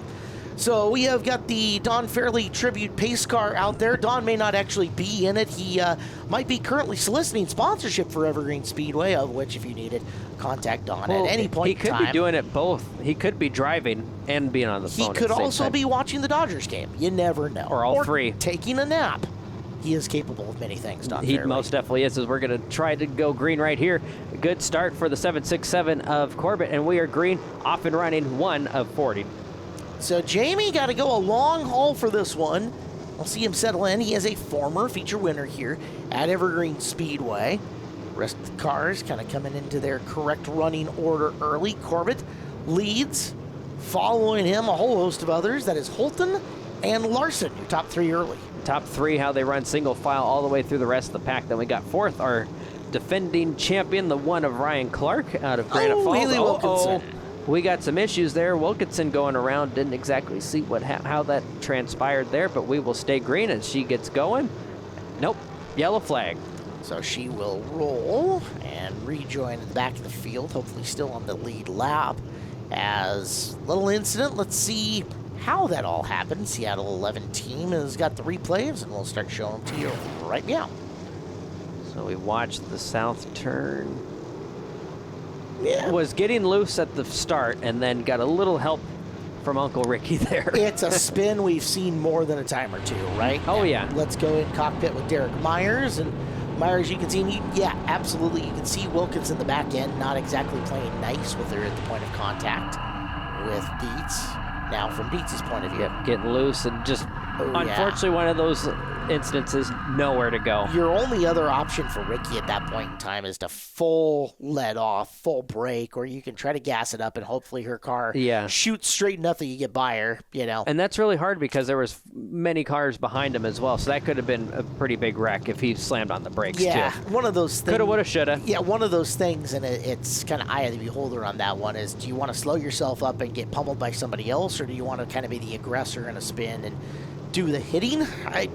It sounds bad, but your car's going to come out better more often than not when you're the one accelerating, not slowing. 100%. That was still once again a great start for Jamie Corbett, Nick Holton, and Zach Larson as they are single file, but we're still trying to decide who's going to run in 4th, 5th, and 6th as Dietz is there, Ryan Clark is there, the 9 of Wilkinson is there. Yep, Dakota Wilkinson and the Wilkinsons, who are all over the racetrack. Yes. Here in this one, just in terms of sheer cars. Doug Wilkinson's got one, and their family to just about everybody as well. Oh, yes. Yep. The family tree is all on the racetrack. And we're missing one. Obviously, Jessica Wilkinson was involved in that crash in the earlier heat race tonight. And I believe we also had Dakota Wilkinson, our feature winner on opening night, running in 5th. So Larson ended up getting second on that restart as we need to take a second. Thank Busch Light Beer, the official beer of NASCAR and Evergreen Speedway. Come see NASCAR champion Kevin Harvick in the Busch Light themed car twice this year. He'll be at the Galloway on June 27th and the Summer Showdown August 13th and 14th here at Evergreen Speedway. Can't wait. Should be fun. It will be fun. The way the late model racing's gone in the Northwest here in the early season, I can imagine it's going to be quite the adventure. Oh, most definitely. As speaking of adventure, we're watching this great battle up front for the lead between Corbett and Larson. You know, it's one of those things with outlaw figure eights. It's really hard to pass on this racetrack. There's a lot of horsepower. They're on the slick tire now, I believe, for the 2nd year in a row. As we got problems for 2nd place of Zach Larson, may have gotten into the tire. It looks like maybe a broken tie rod on that left front because you see one tire going one way, the other going the other. That is no bueno on Larson, who's had, if it wasn't for bad luck, he'd have no luck at all. Yeah. So Larson to a stop, and that moves everybody up behind him. He had gotten Holton on the restart. Holton now 2nd. Ryan Clark, the defending champion, now 3rd, as Holton trying to get his way to the back of Corbett and find his way by for this early race lead. And so far we stay green, but Corbett has a lot of cars in his rearview mirror. And like I said before, it's pretty hard to pass on this track. It's flat, it's small, a lot of horsepower, but that's why sometimes you got to grind your way to the front, move some people out of the way, you know, and we will go yellow this time. This division needs traffic and intersection action to make stuff happen. We are going to get one look at this replay, and you can see the left front damage. So I'm told here in the replay, don't necessarily watch the tires, but watch the Uke tires as you come around the corner here on the Larson car, and you're going to be able to see one of the Uke tires move. Just a second. Just barely. Man, that is a nick, but it didn't take much. Enough to do damage, which isn't hard to do with these. No, I mean, it's an open wheel design, right? That's one thing about open wheel is that they're, a little tenuous. We'll take a break. We'll come back. We'll finish off Hometrack Heroes with the Outlaw Figure 8 A-Main event next here on Seattle 11.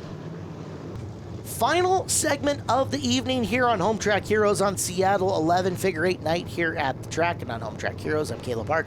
He is Chad Fitzpatrick. And Chad, before we get to Big Bang Theory or Steve Harvey or whatever's following us tonight, we got 32 laps of Outlaw Figure 8s to go. We got a lot to go. Anything can happen. We saw it in the last Figure 8 race. Things can happen on the last lap. Things can happen on the first lap. Things can happen in a heat race. So. That's right. Drivers just waiting to say bazinga to each other at any point. Bazinga.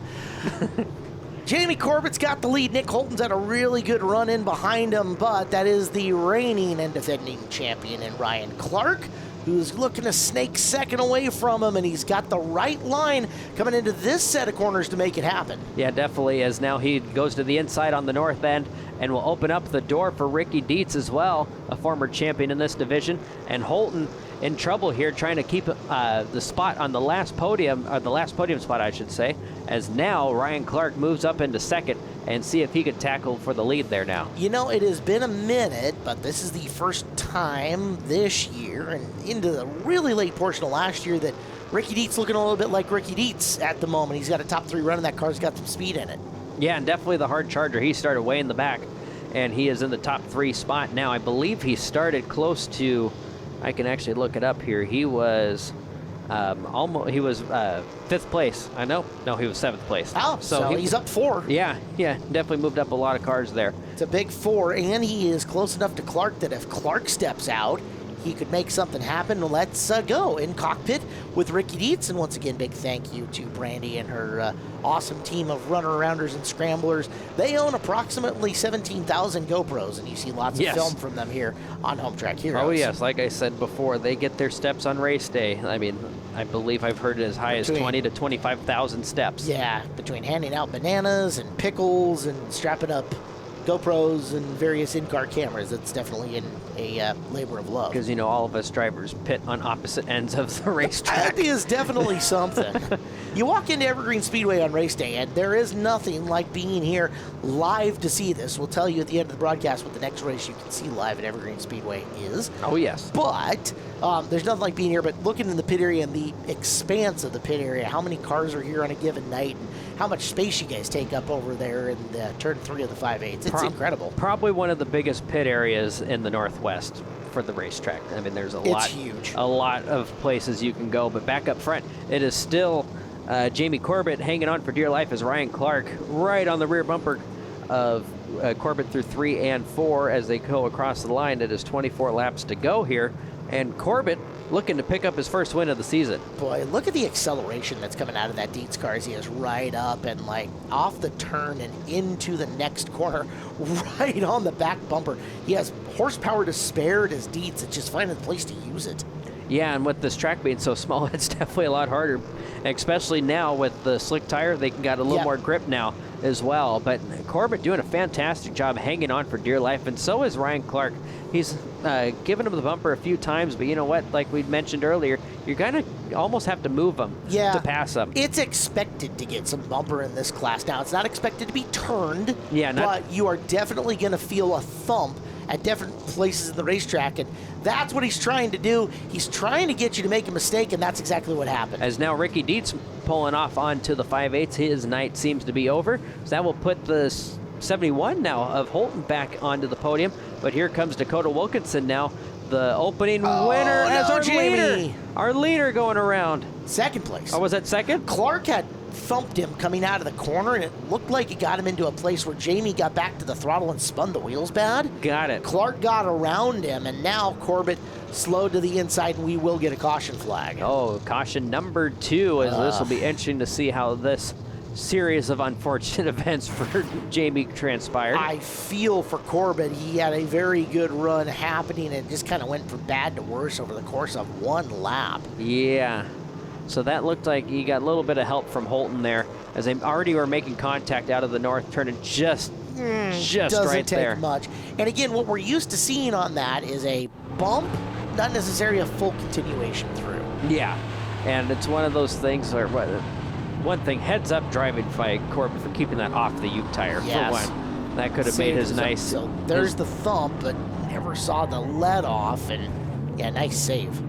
Very, very frustrating for Corbett, as he was looking like to possibly almost take home the win. Yeah. Also, you see some of the interesting construction on some of these cars. Jamie is a tall individual, 6'3", 6'4"-ish in there, and head sticking up way high in that cockpit. Unfortunate for him, he's going to have some work to do, as it will be Ryan Clark with Dakota Wilkinson now sniffing around. Clark, Wilkinson, and... I believe that... It says 25. I don't think that's the 25. No, that is going to be... Come on, numbers. I'm good with these. I'm trying to... I think that might be... Funded? That is Sheridan Vincent. Okay. But now he just went around. Well, that was short-lived. Yeah, so the top 3 was... Yeah. Okay, we stay green. So now that puts Dakota Wilkinson into second, I should say. Yep, Derek Myers in third. Look at Derek go. I believe this is his only second Outlaw Figure 8 main event. And he is sitting in the podium spot right now. Go, Derek. Oh, boy. Ryan Clark burying the race car in the corner, and Dakota Wilkinson letting him know that he is right there. These two have been responsible for the bulk of the race wins over the last couple of years here at Evergreen Speedway. And that's why you see a number 1 on the side of Ryan Clark right there. Very, very consistent, as Derek Myers now gets hit out of the way. And we will see who will move now into the final podium spot as the Go this ahead. got ridiculously physical. Yes, the it last 5 definitely has. laps. We were talking the about tone it. changed. We were talking about it. Now they're acting on it. As now it looks like, is that maybe Haley Wilkinson in third? No, I believe that might be. Has Holton recovered? That might be Holton. Well, didn't That take is Holton. much. Yep. All right, there he is. So out in front, it's still Clark and Wilkinson. And again, I think Ryan's running real conservative right now. He is not stretching from Dakota by any means. Really just kind of laying on the brakes and sitting on it in the corner and saying, all right, if you want to dump me, go ahead and do it. Otherwise, you need to drive around me. Yeah, he's definitely saving. Like I said, this is 10 more laps than a normal Saturday night main event. So he's trying to save tires, save fuel. Well, maybe not necessarily save fuel, but definitely save some tires. But now I can tell that he, as we got Derek Myers now off the track, he definitely hit the throttle there, and he definitely has way more speed coming off the corner compared to Dakota Wilkinson and right you there. Look at it with all the cars now that we have lost to attrition here. That intersection, if it plays, is not going to be super hot. It would be one car only at max. And if Derek Myers didn't pull off, that was the car that they were going to be meeting in the intersection. But like I said, like we just saw a lap earlier, he was the one that pulled off. Yeah, we're down to 6 left, so we've lost almost half the field. Oh, yeah, yeah.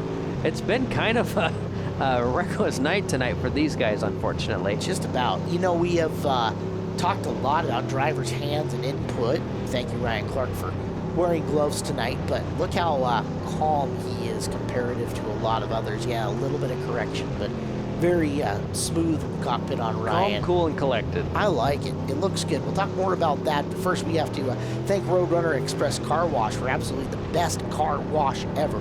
Treat your favorite ride to the professionals at Roadrunner Express Wash in Monroe.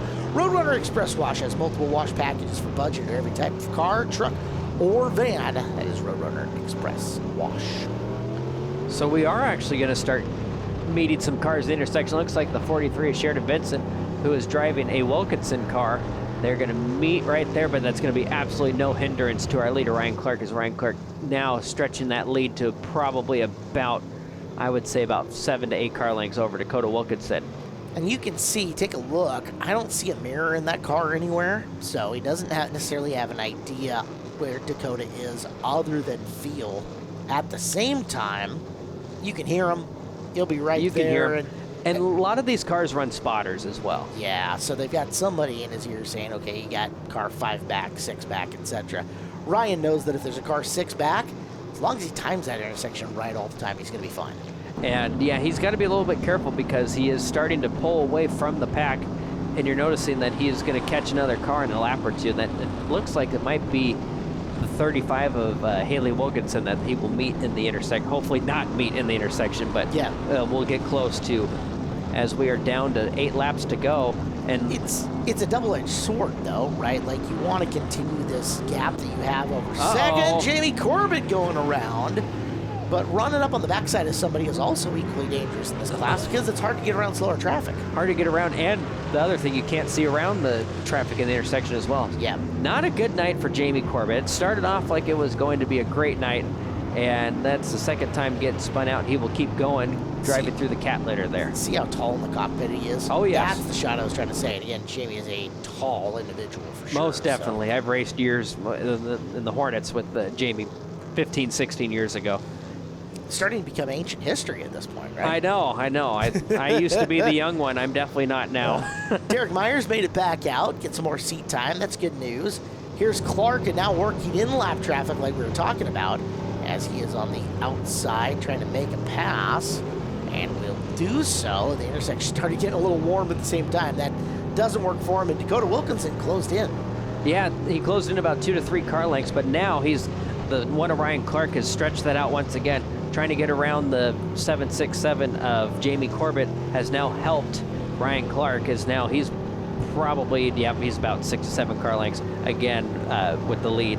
But it'll be 2 laps to go this time by. It is clean and clear for him as we go on. Yeah, you look at that last shot before he got into the intersection, and he was in really good shape. So Clark is clear as the next time by, white flag's going to fly around the racetrack, and Ryan Clark looking to back up the championship with a win here on the second night of racing for the Roadrunner Express Wash. Outlaw figure eights. White flag, one more lap to go for him. Dakota Wilkinson and Nick Holton. That's how our top 3 run as they go. Dakota Wilkinson was our opening night winner. And then we got problems for Myers. We'll see if our leader will get around. No problem there. So it is a good night for our past champion. The number 1, Ryan Clark, will grab the win. Dakota Wilkinson will finish second. A very, very distant third.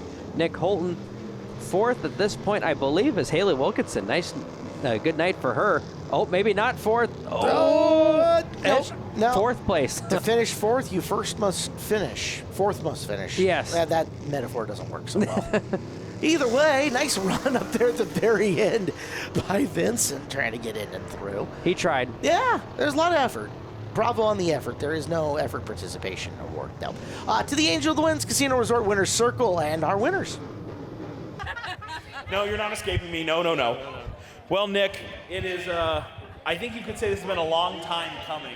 Like Odysseus in the Odyssey, you have been on quite a journey to get back up onto this podium, but quite a chaotic main event. Third place tonight's got to feel pretty good to survive that.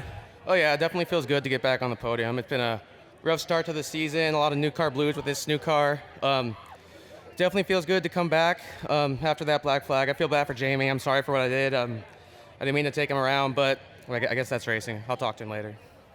Well, you guys were fast, and only up from here. Who helps you get that car out here? Oh, a ton of people. Bruce Baylor, Black Thunder Transport, Bub Barton's Glass, Thermotech Powder Coating, my mom, my dad, MTA Creations, and of course the NBQ team. They're awesome, so definitely couldn't do it without all of them. Well, Nick Holton, a strong run tonight. Third place for him, back up on the podium.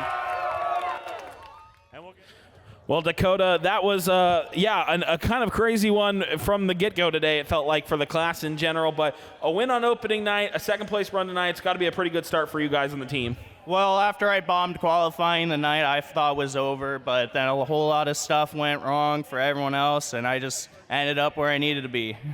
Well, you guys were fast for sure. Second place tonight for you in that car, and hopefully, the rest of the year can stay as good as this. Who helps you get that car out here? Hold on. I got a laminated list this year. All right.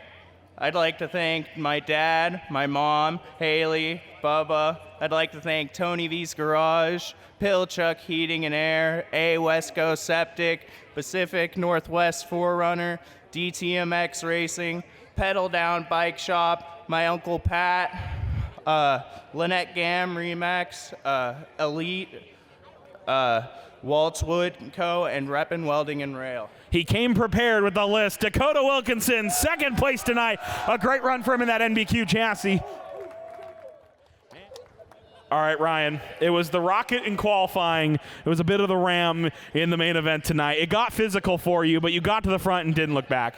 Oh, yeah, we're, it's kind of what you got to do out here, sadly to say, but we got to use the front bumpers out here, and that's, like you said, the ram kind of came out. You and Derek gave me that nickname, and you know what, I'll run with it. It's a persona that we like to use now, and but yeah, it was a rough race out there. I'm getting beat up. I'm beating up the guy in the lead, and then it just kind of cards fell into my lap, and you know what, sometimes you got to play the hand you're dealt, and it was a good hand for me tonight.